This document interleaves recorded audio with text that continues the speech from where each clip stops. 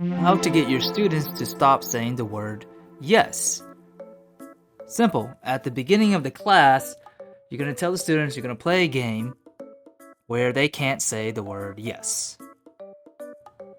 And before the game begins, you can teach the student different ways of saying yes. For example, sure. That's right. That's correct. Of course. Absolutely.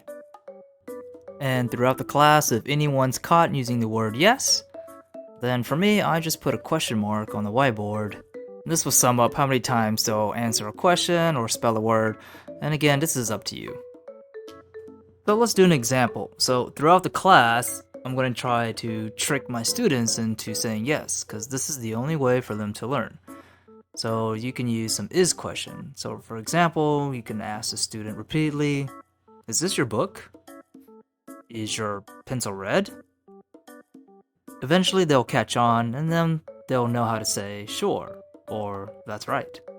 My absolute favorite question to ask to kind of catch them off guard is a do question. So for example, I'll say, do you want to play a game? Do you hate homework?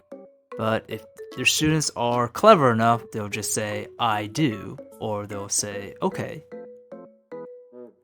Things to consider. Sometimes you'll get a knucklehead student who thinks they are smart, so they'll try to cheat the game by saying, uh-huh, or yeah, each time. So just let the students know that they can't use those two as well. Thank you for watching and have fun.